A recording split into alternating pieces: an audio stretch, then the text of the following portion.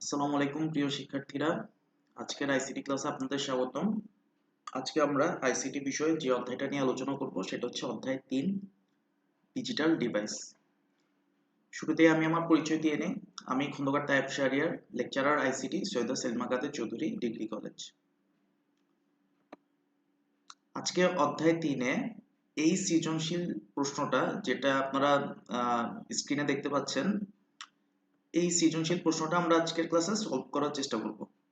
তাহলে এখানে কি দেখা যাচ্ছে এই প্রশ্নে, যে একটা সার্কিট দেওয়া আছে, লজিক গেট দিয়ে তৈরি একটা সার্কিট দেওয়া আছে। সার্কিটে দেখা যাচ্ছে 3টা ইনপুট আছে এবং 2টা আউটপুট আছে। তাহলে প্রথমে যে প্রশ্নটা দিছে সেটা হচ্ছে কি কাউন্টার কি। কাউন্টার কি আপনারা একটু সংজ্ঞাটা লিখে ফেলেন।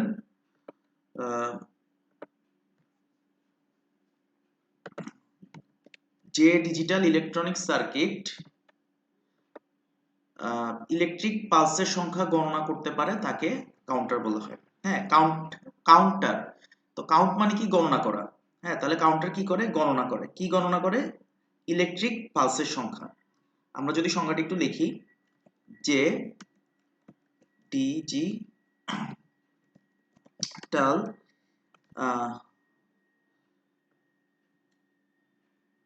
ডিজিটাল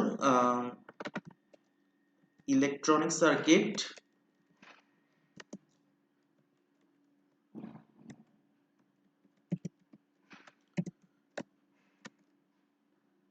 ইলেকট্রিক পালস বা ক্লক পালস বলা হয় এটাকে। ইলেকট্রিক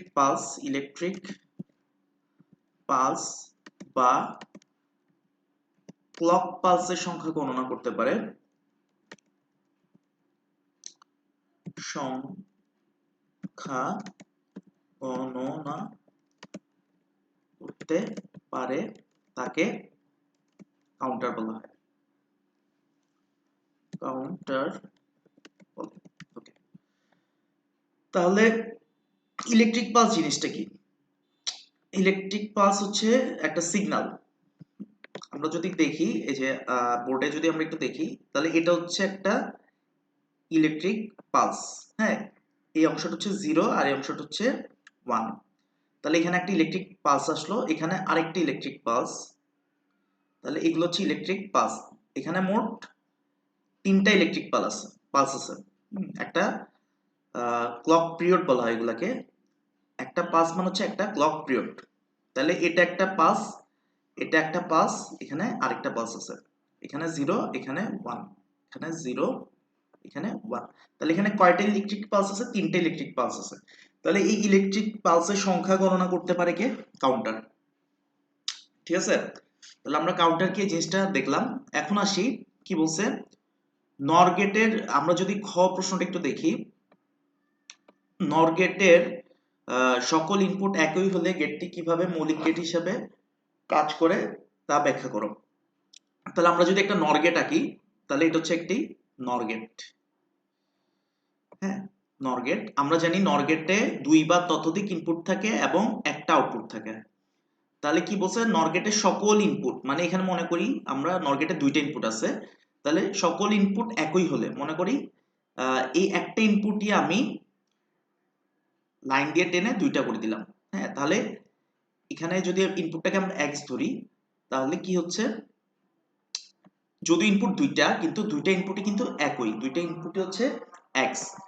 তাহলে নর গেটের সকল ইনপুট একই হলে গেটটি কিভাবে মৌলিক গেট হিসেবে কাজ করে। আচ্ছা, তো এই নর গেটটার সকল ইনপুট যদি একই হয়, তাহলে আউটপুট কি হবে? আউটপুট হবে x বার। কিভাবে? নর গেট মানে কি? নর গেট মানে হচ্ছে আগে অর হবে, তারপর উপরে অরগুলার যে রেজাল্ট পাওয়া যাবে ওইটার উপরে আসবে বার। ঠিক আছে, তাহলে এখানে ইনপুট হচ্ছে একটা ইনপুটকে 2টা করা হয়েছে, তার মানে হচ্ছে x অর x উপর হচ্ছে হোল বার। তাহলে x অর x সমান আমরা জানি বুলিয়ান উপপাদ্য থেকে x অর x সমান হচ্ছে x, তাহলে হচ্ছে x বার। তাহলে ইনপুট যদি x হয় তাহলে আউটপুট হচ্ছে x বার। এটা কোন গেটের আউটপুট? নট গেটের আউটপুট, তাই না? নট গেটেরও যদি ইনপুট x হয় তাহলে আউটপুট কি হয়? x বার হয়। নট গেট একটা কি গেট? মৌলিক গেট, তাই না? নট গেট কি গেট? মৌলিক গেট। তাহলে এখানে আমরা নর গেট দিয়ে নট গেটের কাজ করতে পারতেছি। তাহলে নর গেটের সকল ইনপুট একই হলে মৌলিক গেট, গেটটা মৌলিক গেটের মতো কাজ করবে। কোন গেটের মতো কাজ করবে? নট গেটের মতো কাজ করবে। হ্যাঁ, তা ব্যাখ্যা করা হলো। ওকে, তাহলে আশা করি আপনারা খ নম্বর প্রশ্নটারও আপনারা উত্তর লিখতে পারবেন। তো গ নাম্বার প্রশ্নে যেটা বলছে y এর মান সত্যক সারণীতে দেখাও। আচ্ছা, এখানে y আমরা যদি এটা মুছে ফেলি,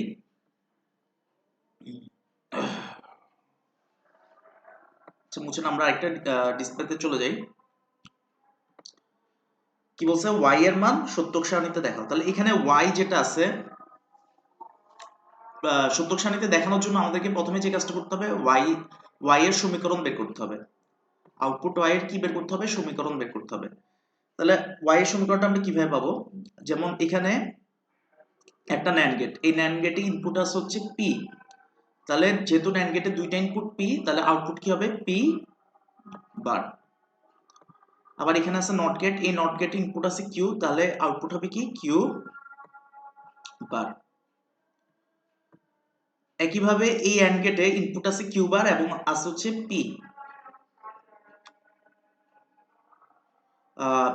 এই অ্যান্ড গেটটাতে এটা যদি এক নাম্বার অ্যান্ড গেট হয়, এটা যদি দুই নাম্বার অ্যান্ড গেট হয়, তাহলে দুই নাম্বার অ্যান্ড গেটে ইনপুট q বার এবং আছে হচ্ছে p, তাহলে আউটপুট হবে q বার p বা p q বার। তাহলে দুই নাম্বার অ্যান্ড গেটের আউটপুট কি হবে? p q বার। এবং এক নাম্বার যে অ্যান্ড গেটটা আছে, এই গেটের একটা ইনপুট আছে হচ্ছে p বার আর একটা ইনপুট আছে হচ্ছে q, তাই না? তাহলে আউটপুট হবে এই অ্যান্ড গেটটার p বার q। তাহলে y এর ক্ষেত্রে y এর আউটপুট কি হবে? যেহেতু এখানে y টা কোন গেট থেকে আসতেছে? অর গেট থেকে আসতেছে, এবং অর গেটে একটা ইনপুট হচ্ছে p বার q, আরেকটা ইনপুট হচ্ছে কি? p q bar. p bar q or p q বার। ওকে, এই তাহলে এটা হচ্ছে আমার y এর আউটপুটের সমীকরণ। হ্যাঁ, y আউটপুটের সমীকরণ। এই p বার q বা p কিউব বারকে আমরা লিখতে পারি p XOR q। p XOR q মান হচ্ছে p bar q or p q bar. p XOR q। ওকে, এই তাহলে আমরা আউটপুট y এর যে সমীকরণটা পেলাম সেটা হচ্ছে p XOR q। তাহলে আমরা y এর সমীকরণ যখন পেয়ে গেছি, এখন আমরা y এর মান সত্যক সারণীতে খুব সহজে দেখাতে পারবো। আমরা যদি সত্যক সারণীটা ড্র করি, তাহলে এখানে y এর আউটপুটের সমীকরণটা কি ছিল? y ইকুয়াল টু হচ্ছে p XOR q।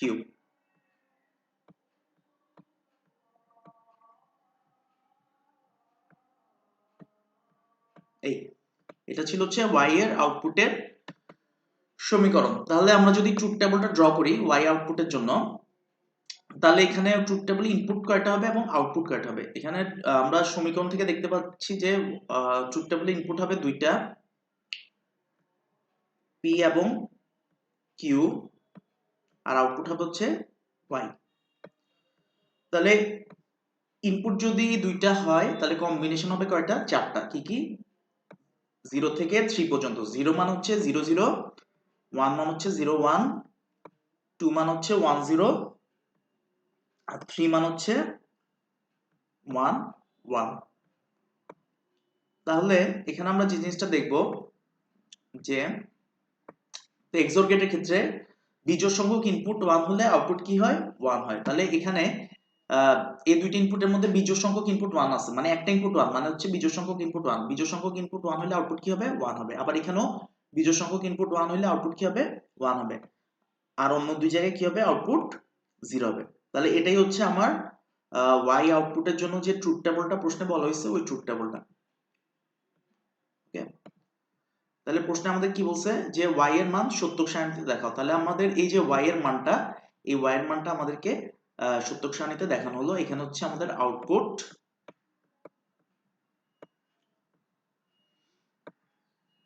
আর এখানে হচ্ছে আমাদের ইনপুট।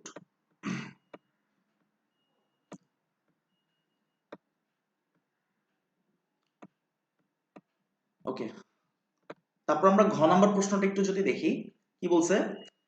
x এর সরলীকৃত মান নর গেটের সাহায্যে বাস্তবায়ন করে প্রমাণ করো যে এটা সুবিধাজনক।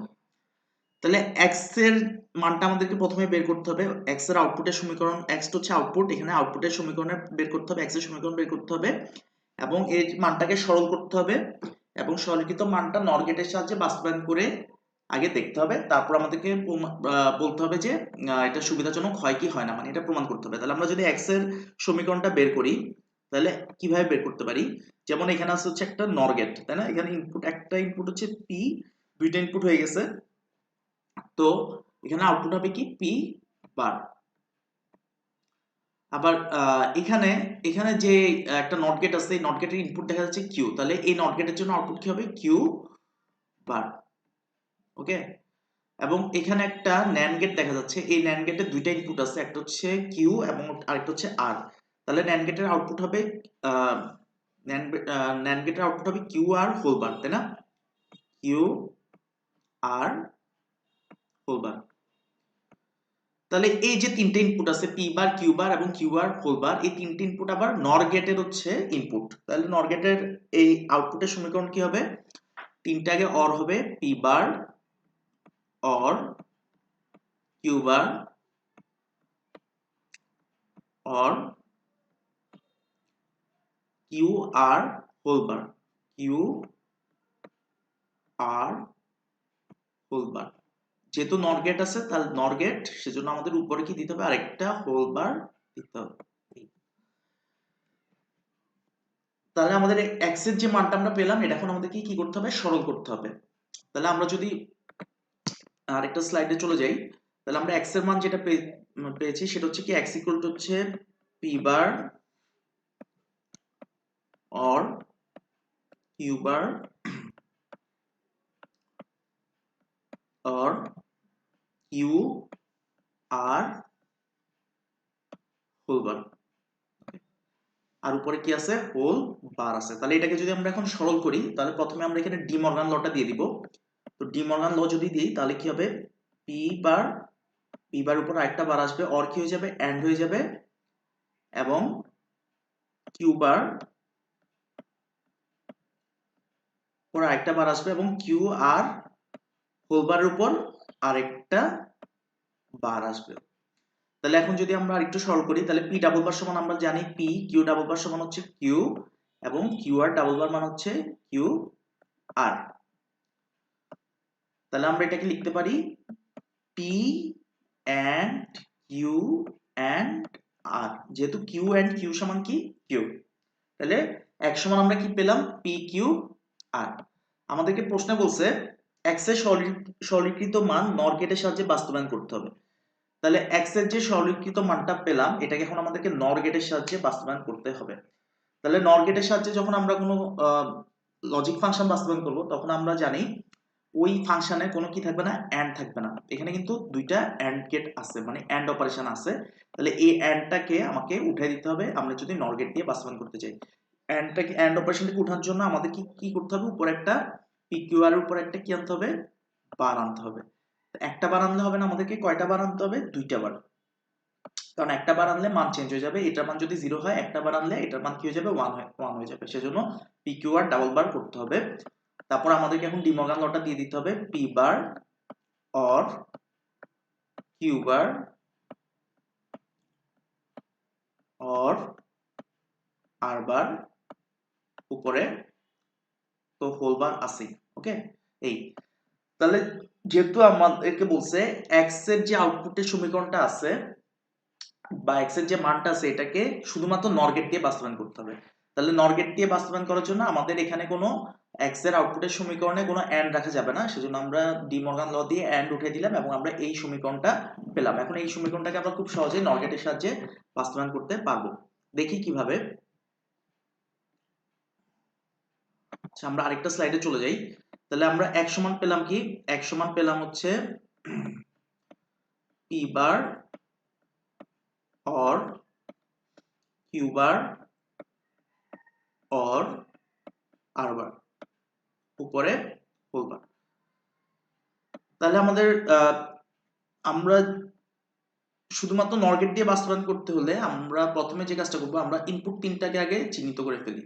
তাহলে আমাদের ইনপুট আছে কি কি, পি কিউ আর। তাহলে আমি যদি পি থেকে একটা লাইন টেনে দিব, কিউ এর থেকে একটা লাইন টেনে দিব এবং আর এর থেকে একটি লাইন টেনে দিব। যেহেতু আমাদের তিনটা ইনপুট আছে, আমরা ইনপুট ড্র করে আমরা তিনটা ইনপুটের লাইন টেনে দিলাম। এখন আমাদের পি বার বের করতে হবে। তাহলে পি বারের জন্য আমরা পি থেকে দুইটা লাইন নিব। যেহেতু আমরা শুধু নর গেট দিয়ে পি বারকে বাস্তবায়ন করব, তাহলে আমরা এখানে একটা নর গেট দিব। তাহলে আমাদের আউটপুট হবে কি, পি বার। আবার কিউ বারের জন্য আমরা কিউ থেকে আমরা এখানে দুইটা লাইন টেনে আমরা কিউ বারের জন্য এখানে একটা নর গেট দিব। তাহলে আমরা এখানে আউটপুট পাবো কি, কিউ বার। এবং আর বারের জন্য কিন্তু আমরা আরটাকে একটু বর্ধিত করি, আরটাকে আর বর্ধিত করে আর থেকেও কিন্তু আমরা দুইটা লাইন টেনে নিব এবং আমরা এখানে একটা নর গেট দিয়ে দিব। তাহলে আমরা এখান থেকে কি পাবো, আর বার পাবো। ওকে, এখন এই যে তিনটা আউটপুট পেলাম তিনটা নর গেট থেকে, এই তিনটা আউটপুটকে কিন্তু আমি আবার কোন গেট দিয়ে চালনা করব, নর গেট দিয়ে চালনা করব। নর গেট দিয়ে যদি আমি তিনটা আউটপুটকে চালনা করে দিই,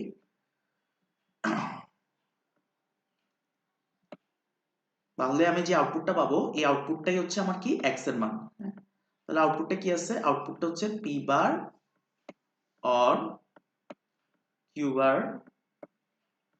অর আর বার উপরে হোল বার, এটাই সমান হচ্ছে আমার এক্স, এটাই হচ্ছে আমার এক্স। ওকে, তাহলে আমরা এক্স এর প্রথমে একটা সমীকরণ বের করলাম এবং এক্স এর সমীকরণটাকে আমরা কি করলাম, এক্স এর সমীকরণটাকে আমরা সরল করলাম।